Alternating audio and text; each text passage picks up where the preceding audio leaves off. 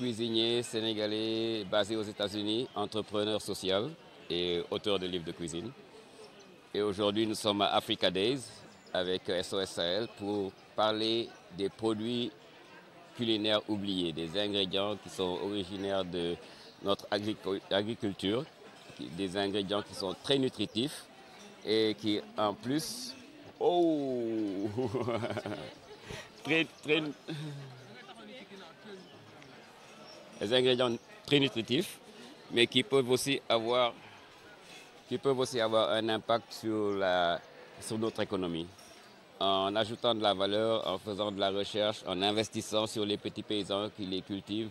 Ce sont des ingrédients qui sont cultivés de façon durable, qui ont aussi ce qu'on appelle climate smart, donc qui sont bons pour l'environnement, cette période de changement climatique.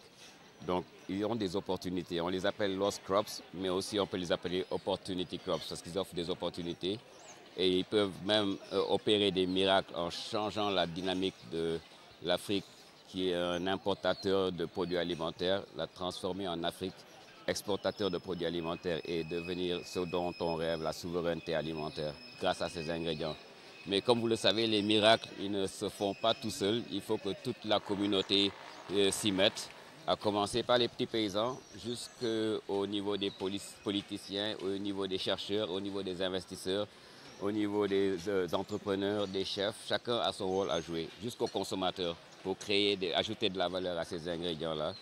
Je prends l'exemple du fonio, une céréale qui est cultivée dans le sud du Sénégal, le sud-est du Sénégal, et qui n'est pas très bien distribuée dans la capitale, par exemple. Les Sénégalais gagneraient à mieux consommer ces produits, qui sont aussi excellents pour leur santé. Le fonio est sans gluten et il est non seulement très nutritif, mais il pousse dans des sols pauvres. Alors c'est mieux adapté pour notre environnement que le riz ou le blé dont nous sommes un peu addictifs. Hein. Attendez-vous de ce forum? Quel impact attendez-vous de ce forum? Bon, ce forum, c'est l'opportunité pour des conversations. Il y a des panels, il y a des discussions, il y a de la musique, il y a des dégustations de chefs. Et donc, c'est une façon de passer le message à tous les participants. Nous attendons de ce forum qu'après le forum, que le consommateur soit plus conscient, que les gouvernants aussi soient plus réactifs par rapport au potentiel.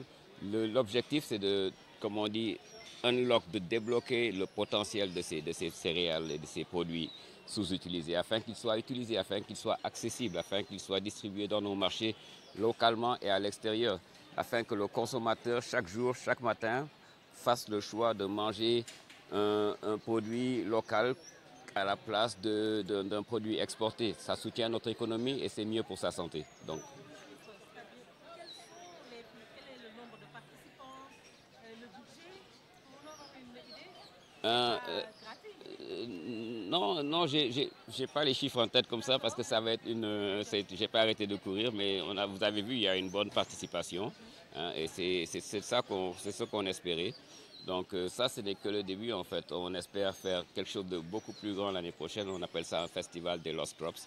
Et ça, on veut que ce soit une dimension globale, faire venir des participants de par le monde, mais leur parler de nos produits, comment les célébrer. Voilà. Ma dernière question, vous êtes aux États-Unis. Je suis aux Est-ce États-Unis. que dans vos restaurants, je sais pas, vous Mhm. avez des restaurants là-bas, Oui, chez deux est-ce que restaurants. vous préparez des spécialités sénégalaises? Oh oui, absolument, absolument. Les spécialités de l'Afrique de l'Ouest, c'est mon inspiration, l'Afrique de l'Ouest. Donc, les frontières doivent être transcendées parce que c'est seulement cette façon qu'on pourra vraiment non seulement décoloniser notre cuisine, mais la présenter à la meilleure façon. Le Sénégal a des similarités avec des cuisines qu'on trouve au Mali, par exemple, et en Guinée, on trouve ça aussi. Mais même au Nigeria, on trouve des versions, par exemple, du soukou kanja à leur propre façon.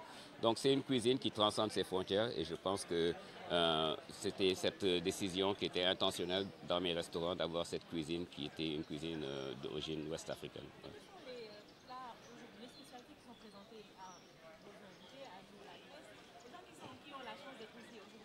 Mais le même thème, les mêmes ingrédients qu'on veut revoir dans nos assiettes. Donc on a des plats de fognon, on a des plats à base de mil, on a aussi du niébé par exemple, Et ça, c'est entre autres, vous allez voir si on peut explorer toute la liste d'ingrédients qui existent dans notre pays.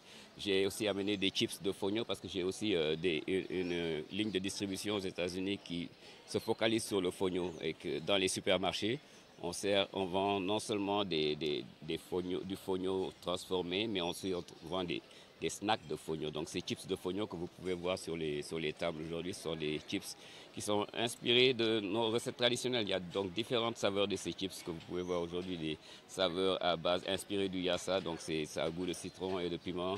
Il y a ce qu'on appelle le afro-funk, ça a un goût de netetu, hein, ça, ce qui est dedans. Et les chips pleines avec le sel de marin. Et donc il y en a quatre saveurs comme ça, avec du moringa et du baobab aussi. Ouais.